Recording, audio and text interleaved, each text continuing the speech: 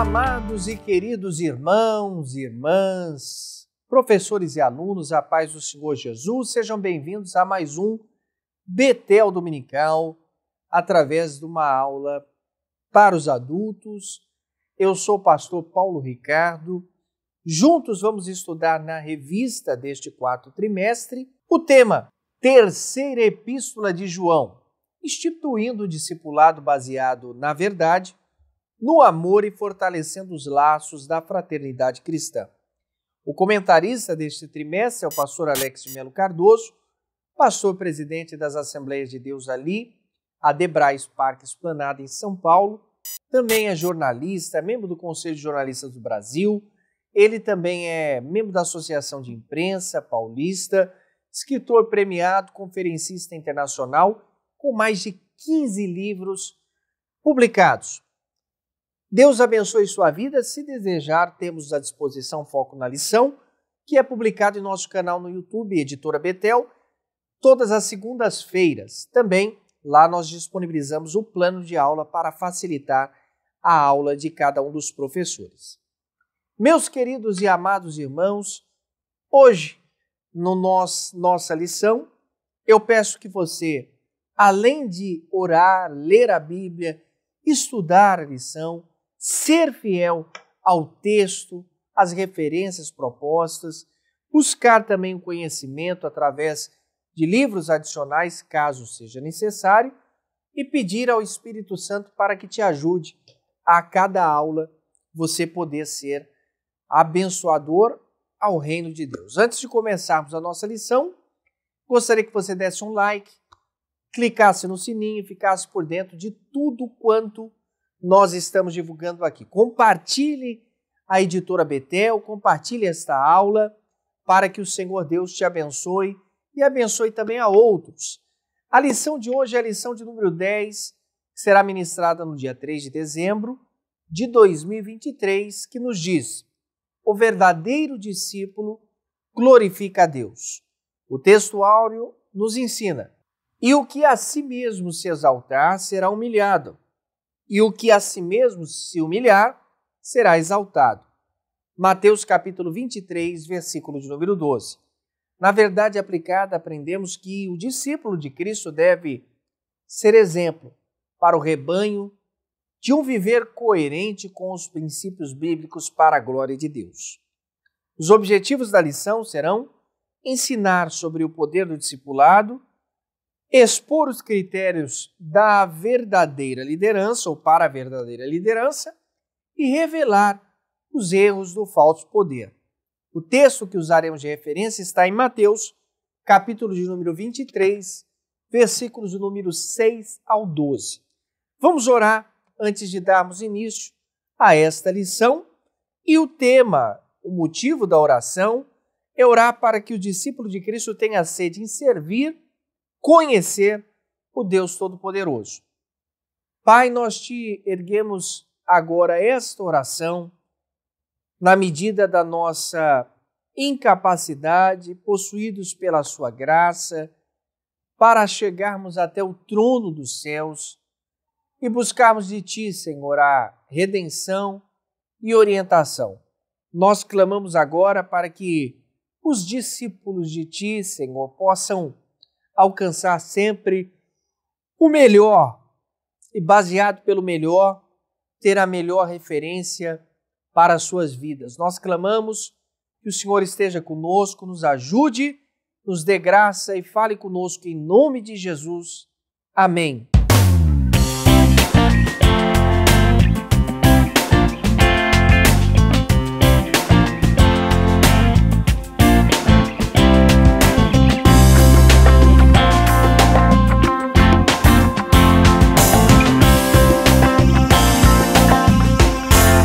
Ser todo-poderoso é a natureza de Deus, chamada de onipotência.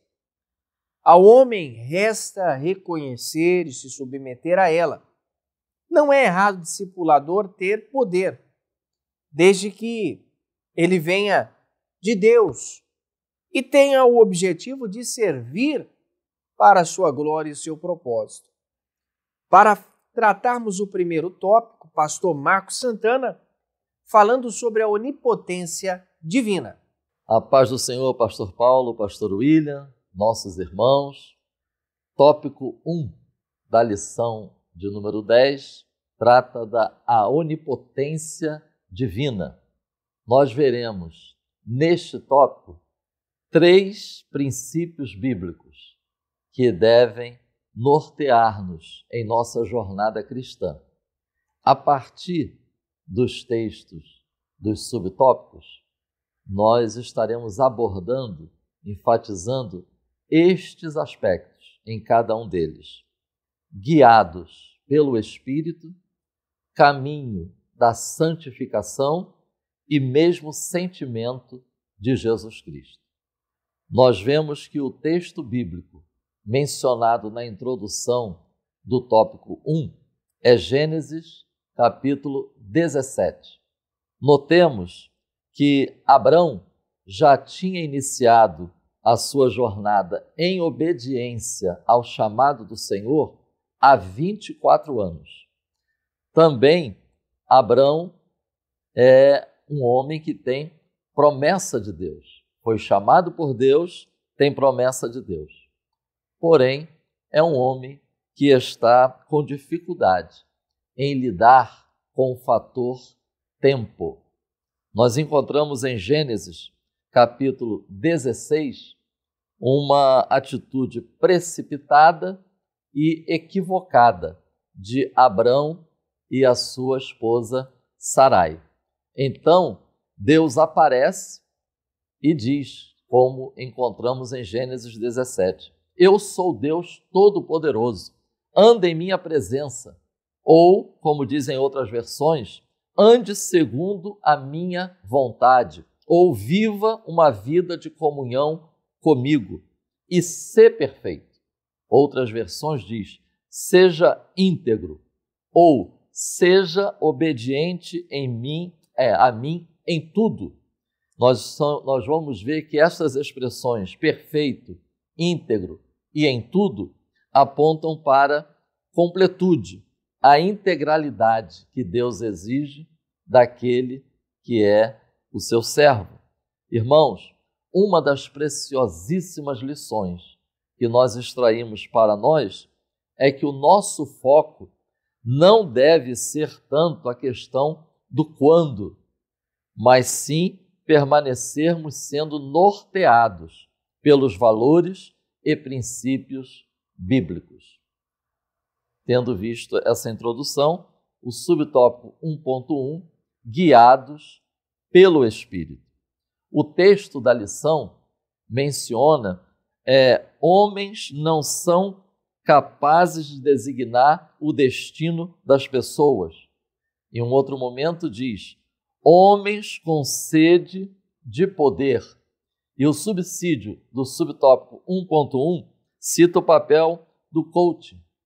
É uma expressão da moda, nós temos visto muitos usando essa expressão, e no Google e no YouTube nós vemos tantas palestras e pessoas se identificando assim, principalmente no mercado profissional do Brasil, aquele que promove a evolução e o desenvolvimento através de técnicas e métodos. Infelizmente, parece que muitos, no exercício do ministério cristão, estão substituindo o ser guiado pelo Espírito pelas novas técnicas, pelo uso de estratégias na busca desenfreada, pelo denominado sucesso ministerial. A partir dessa constatação, eu apresento aos irmãos essas questões. Nós cremos no Deus Todo-Poderoso? Nós cremos, como Jó, que o Senhor pode tudo e nenhum dos planos de Deus pode ser frustrado? Nós podemos dizer, como Paulo, sei em quem tenho crido e estou certo de que Ele é poderoso para guardar até aquele dia aquilo que Ele me confiou? Então, irmãos, é preciso ser guiado pelo Espírito, como Jesus foi, como Paulo foi. Vide Atos 16, versículos 5 a 10. Num contexto de pleno crescimento e desenvolvimento das igrejas, Paulo se manteve atento à direção do Espírito. Segundo ponto, subtópico 1.2, caminho da santificação. Nós podemos iniciar essa exposição lembrando que o poder do Espírito Santo, ele não opera apenas para capacitação, provação e comunhão, como nós vimos na lição passada, mas também para a santificação, sem a qual ninguém verá o Senhor. Romanos 1:2 fala Espírito de santificação. E 1 de Pedro 1:2 fala santificação do Espírito. Atenção, povo de Deus, o ativismo na obra do Senhor, a qualificação pessoal, a produtividade não compensam, não nos dispensam de trilharmos o caminho da santificação. Vide o alerta do Senhor da Seara, registrado em Mateus capítulo 7, versículos 21 a 23. Vide as cartas das igrejas que nós encontramos no livro do Apocalipse. Ali nós vemos que há igrejas que tinham obras, mas não significa que o Senhor as dispensava da necessidade do arrependimento e do necessário conserto. Sem santificação não é possível. O caminho da santificação é o caminho de estar e de andar. Estar em Cristo e andar em Espírito. E por último, 1.3, mesmo sentimento de Jesus Cristo. Em todo o tempo, nós precisamos estarmos alertas. No texto, as expressões que nós encontramos ali é exaltar, elevar às alturas e prosperidade. Por que precisamos estar alertas diante destas expressões? Porque nós precisamos refletir sobre isto, sobre exaltar, elevar, prosperar, à luz das Escrituras. Irmãos, caso contrário, nós vamos ficar vulneráveis aos equívocos e a confundir com os valores do mundo. Eu compartilho com os irmãos Filipenses, capítulo 2, versículos 3 a 15. Eis aí um excelente e valioso manual no exercício do ministério e no discernimento quanto às expressões mencionadas anteriormente. O texto diz: haja em vós o mesmo sentimento que houve também em Jesus Cristo. E aí nós podemos conectar esse texto com João, capítulo 13, versículo 16. Palavras de nosso Senhor Jesus Cristo. Não é o servo maior do que o seu Senhor, nem o enviado maior do que aquele que o enviou. Que o Espírito Santo continue nos guiando, que nós possamos continuar submissos à direção do Espírito para não sairmos do caminho da santificação e não perdermos o mesmo sentimento que houve também em Cristo Jesus, até que Cristo venha para a glória de Deus. Pastor Marcos Santana, muito obrigado, querido amigo, por tratar este tema tão importante, e aprendemos que a onipotência é um atributo de Deus que pertence exclusivamente a Ele. Aquele que tem sede de poder age religiosamente, ignora as verdades espirituais e não conhece o Deus que é todo-poderoso. Vamos ao tópico 2, pastor William Barros, fazendo nesse instante também a sua participação, nos falando sobre o verdadeiro poder. A paz do Senhor, pastor Paulo Ricardo, pastor Marcos Santana e a todos vocês, queridos irmãos que encontram-se conosco aqui para mais essa aula Betel. E nessa feita eu queria rapidamente aqui fazer um anúncio. Nesse final de semana nós estaremos na aprazível cidade de Juiz de Fora, aqui em Minas, pertinho da gente aqui do Rio, em Minas Gerais. Nós estaremos ministrando no sábado e domingo no congresso de jovens.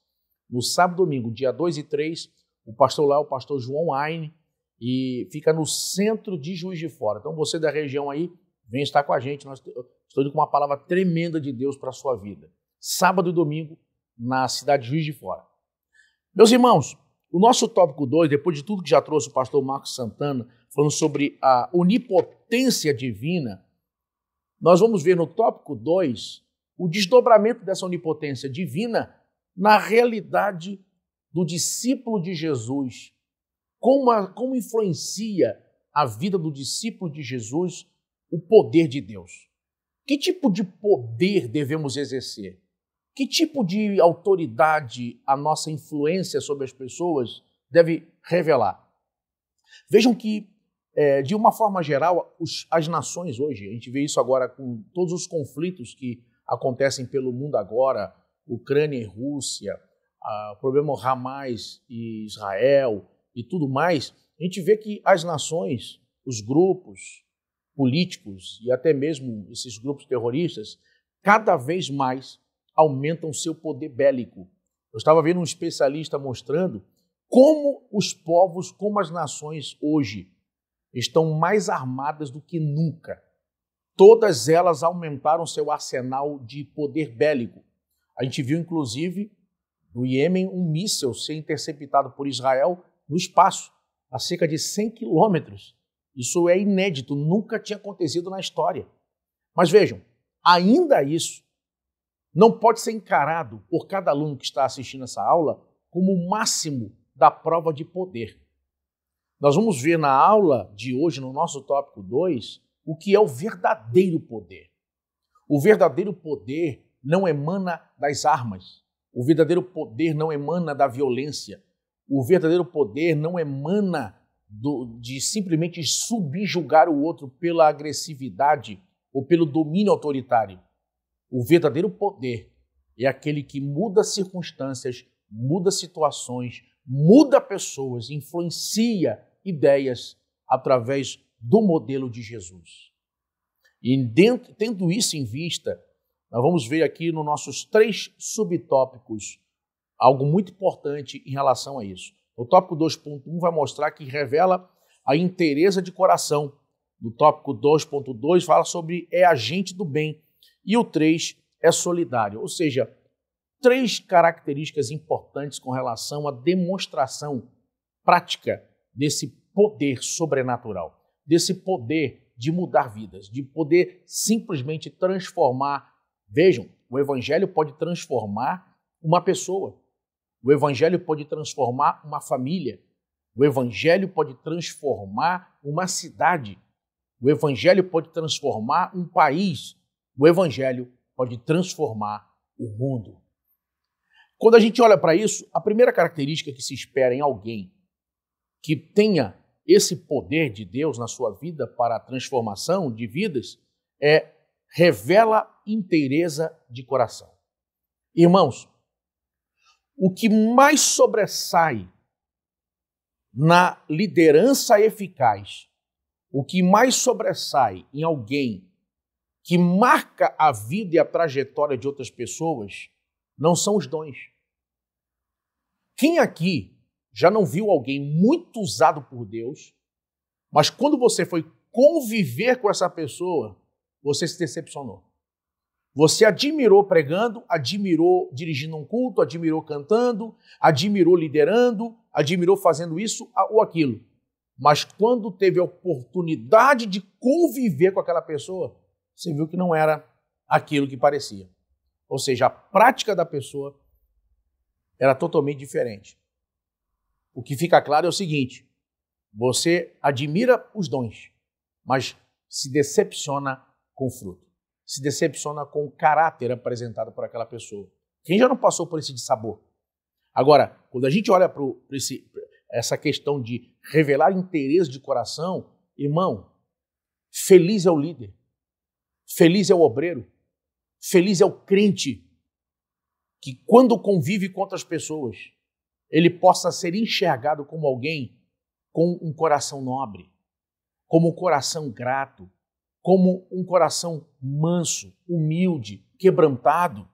Ele vai falar aqui o nosso autor o seguinte: o coração do discipulador deve estar inteiramente voltado para o seu chamado, que é cuidar do rebanho de Deus.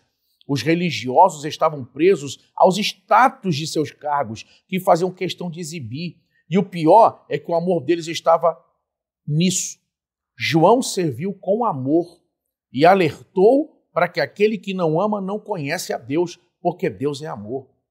O que fica nítido para nós é que o que Deus busca de verdade agora em nós é um coração amoroso, um coração quebrantado, um coração humilde.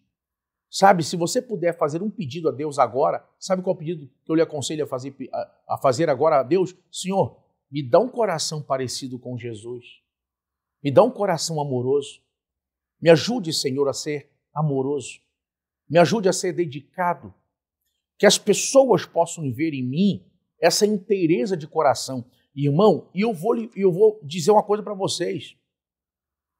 Quando a gente demonstra esse tipo de atitude, quando as pessoas percebem o nosso caráter, a gente entra no tópico 2.2, vai mostrar que é a gente do bem. Irmão, isso traz autoridade sobre o líder. A autoridade não se conquista na marra. A autoridade não se conquista com grito, com ameaças. Mas quando, de uma forma geral, o líder, o crente, o obreiro, qualquer um que assista essa aula, é notado pelas pessoas com um coração bondoso, amoroso, alguém que se sacrifica pelo outro, alguém que tem um coração dedicado a Deus, alguém que tem uma vida de oração, alguém que vive aquilo que prega, isso traz autoridade e poder. Me vem à mente aqui, eu cresci na igreja da minha mãe. Minha mãe é da Assembleia de Deus aqui no Ministério de Madureira, em Oswaldo Cruz, aqui no Rio. O pastor dela foi meu pastor até os meus 17 anos, que foi o pastor Paulo dos Santos. Ele foi o pastor que me batizou nas águas e me levou ao diaconato na época. O pastor Paulo dos Santos, irmãos, ele tinha uma presença. Ele era uma pessoa de falar pouco, mas quando ele chegava no ambiente, irmãos, ele transmitia um respeito, uma autoridade. Você podia, irmão, discordar de uma coisa, mas, irmão, era impossível, eu nunca vi. Não estou dizendo que não possa ter acontecido, mas eu jamais vi alguém num ambiente onde o pastor Paulo estava ali, liderando, desrespeitá-lo. Sabe, uma figura de autoridade tremenda. Mas você vai ver o exemplo dele, as atitudes dele. Irmão, eu cansei de ver vigília em Oswaldo Cruz, gente nova ir embora para casa porque a gente estava cansado. E o pastor Paulo ter chegado de viagem, ir para a vigília para o início e só sair no amém final. Isso eu vi com meus olhos. Dele chegar cansado de uma viagem, dizer, eu vou para a casa de Deus. É culto. Tem tempo que eu não vou na igreja, estou com saudade da igreja, saudade da presença, de estar com os irmãos, de ter, sabe, saudade do culto. Era nítido que ele amava a casa de Deus. Era nítido que ele amava a Deus. Quem convivia com ele na prática, ele sabia disso. Repito, era uma pessoa de poucas palavras. Para alguns, ele era até um pouco seco. Mas, irmão, eu vi em vários momentos ele chegar em situações decisivas na nossa igreja lá e sempre com uma palavra ponderada, equilibrado. Então, isso traz uma autoridade tremenda. As pessoas respeitam, as pessoas veem você viver aquilo que você prega. As pessoas veem você fazer aquilo que você ensina. É diferente. Então, esse é um ponto importante. Por que algumas pessoas fracassam e não têm poder ou autoridade para exercer certas lideranças? Porque eles automaticamente são vistos pelas pessoas como alguém que não vive aquilo que o cargo exige. Ele não é amoroso, ele não é um agente do bem, ele não é aquele que revela interesse de coração. Um coração mesquinho, um coração brigão, um coração de alguém fofoqueiro, pronto sempre para atacar, brigar, não condiz, não coaduna com a visão de Jesus. E por último, tem um outro ponto importante. O nosso tópico 2.3 vai dizer que ele é solidário. Irmão, o respeito e a autoridade da liderança se conquista muitas vezes em momentos difíceis, em momentos de crise, em momentos de necessidade. Eu vi em muitos ambientes ovelhas em lágrimas dizer: meu pastor tem amor, o meu líder me visitou, ele foi lá, ele... Sabe, eu nunca vou esquecer de uma frase que uma pessoa disse quando ela não queria mais fazer a obra de Deus, queria desistir de tudo. De repente, um companheiro, um irmão da igreja, foi lá e disse: vai embora, eu já ouvi o que eu tinha que ouvir. E ele disse: eu nunca vou desistir de você. Eu não vou desistir de você. Deus não desistiu de você, eu não desisto de você. Essa pessoa conta isso em lágrimas. Sabe, irmão? Solidário. Se preocupa com o bem-estar do outro. Se preocupa se o outro está bem.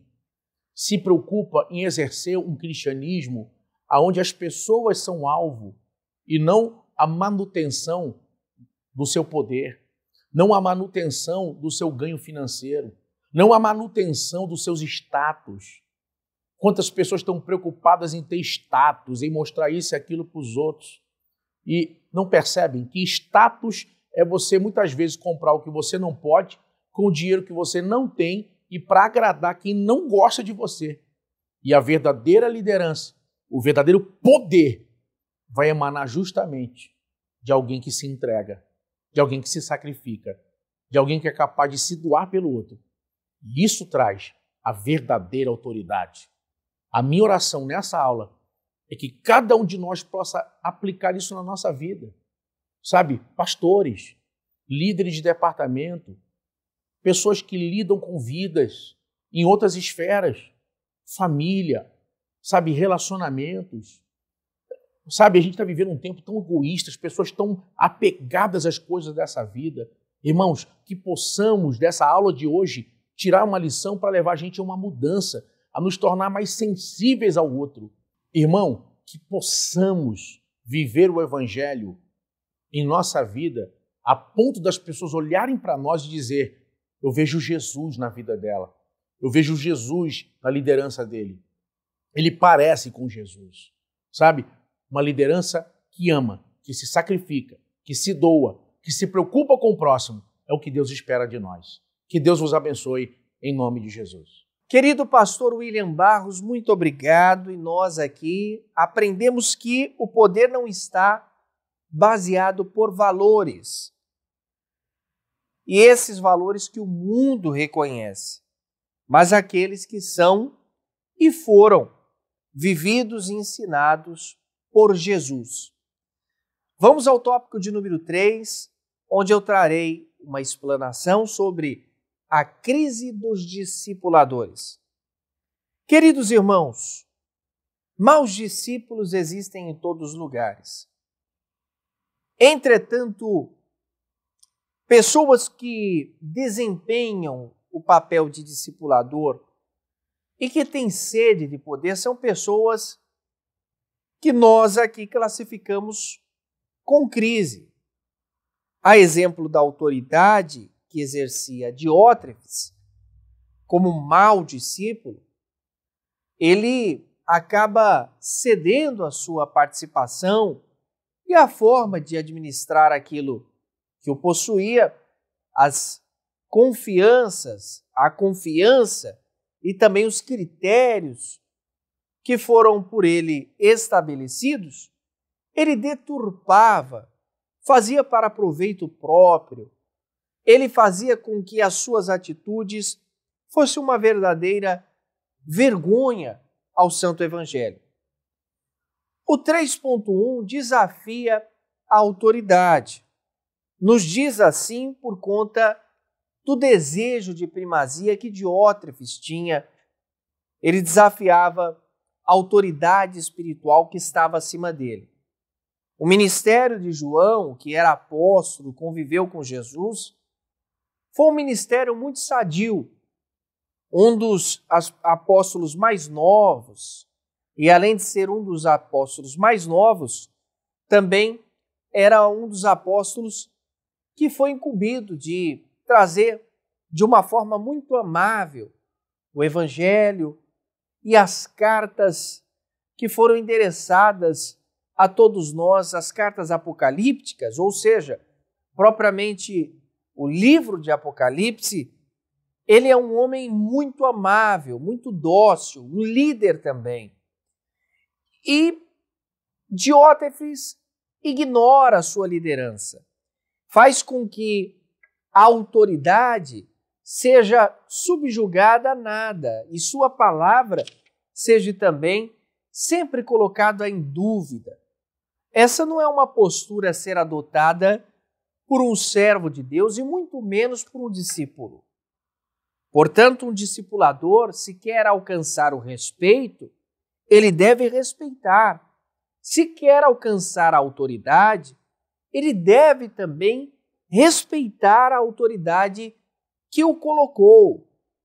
Diótrefes era um mau exemplo, mas em contrapartida, Gaio e Demétrio tinham um desempenho ministerial muito frutífero. E isso exaltava e glorificava o nome de Jesus. No 3.2, nós estamos tratando sobre a forma com que ele ignorava a fonte de autoridade. Quem exerce autoridade eclesiásticas ou eclesiástica sob as suas próprias regras, acaba agindo de forma a pecar. E é preciso aprender com Cristo, que é manso, que é humilde de coração. Quem ignora essas capacidades, quem ignora, não está olhando para os pilares basilares da igreja. A base da igreja, que é a igreja primitiva, ela zelava por isso, pela doutrina dos apóstolos. Portanto, era uma fonte inesgotável de autoridade que havia recebido de Cristo. Esta razão fazia com que todos compreendessem e provassem dias maravilhosos da parte de Deus. Nós precisamos, como servos tementes a Deus também, ao mostrar o arrependimento das nossas, às vezes, ganâncias ou da forma pela qual somos embebedecidos pelo poder, somos embriagados pela vontade de ser e nos esquecemos da essência real do cristianismo. Que Deus possa nos livrar disso e que nós possamos nos arrepender e estarmos debaixo de uma autoridade de Cristo que tem delegado a sua autoridade, outorgado a sua autoridade, concedido a autoridade que ele tem a pastores, a líderes, para desempenhar uma função dentro do corpo de Cristo. E como 3.3, não serve de exemplo Diótrefes sendo ou estando com esta crise que era uma crise abusiva de poder. Por isso, o discipulador, cujas atitudes e palavras não inspiram, às vezes, os seus liderados, não serve para conduzir um rebanho, ou um povo, ou um departamento, ou algo que esteja sobre seu comando ou sobre suas mãos. Isto, Jesus batia categoricamente e alertava sobre o religiosismo que existia em sua época. Enquanto Diótrefes, se o formos observar, era mau, combatia a autoridade, desafiava a autoridade, estava insubmisso e fazia as coisas por conta própria, Gaio e Demétrio foi reconhecido perante a igreja e perante o seu líder como sendo uma pessoa excelente e proveitosa à obra de Deus. A pergunta antes de encerrarmos é: que tipo de discípulo você tem sido? O discípulo verdadeiro ou um falso discípulo? Eu ensinei que as crises dos discípulos surgem quando, a exemplo de Diótrefes, ignoram seus chamados ministeriais dentro dos critérios estabelecidos por Deus. Acabam criando suas próprias regras e vivem na rebeldia a Deus e às autoridades constituídas por Ele, tornando maus exemplos também dentro deste conjunto. Assim, concluímos esta lição e eu digo a todos vocês, um cristão autêntico jamais será bem-sucedido biblicamente por seus próprios méritos. Ao contrário, ele acaba sendo um líder, uma pessoa egoísta, insensível, porque o coração do homem é desesperadamente corrupto. Mas o verdadeiro e legítimo conhecimento que um cristão que está ligado em Cristo deve ter, seja em algum cargo ou em alguma liderança, ele deve buscar estar e conhecer o Deus Todo-Poderoso que revelou Jesus, que é expresso isso, uma vida de santidade, de humildade, mansidão e justiça. Assim chegamos ao final da nossa lição. Que Deus te abençoe. Vamos orar, pastor William Barros, e nesse instante oraremos por todos vocês. Oremos, meus irmãos. Senhor, te pedimos, ó Pai, humildemente, que cada um de nós possa ter um coração semelhante ao de Jesus. Que em nossa vida, as qualidades que foram ensinadas aqui nessa aula possam ser achadas em nós, vista por quem nos cerca, para que possamos, ó Deus, assim como o apóstolo Paulo dizer, já não vivo eu, mas Cristo vive em mim. Te pedimos isso e te agradecemos em nome de Jesus. Amém. Muito obrigado por mais uma lição que nós estudamos juntos. Lembrando a vocês que a lição de número 11 nós estaremos estudando nesta próxima semana e disponibilizando para você. Curta, compartilhe, siga e Deus vai continuar abençoando a você e sua obra. O nosso tema da revista do número 11, a lição de número 11, é o verdadeiro discípulo, é uma referência no serviço cristão. Que Deus te abençoe. Até a próxima. Editora Betel, edificando sempre a casa de Deus.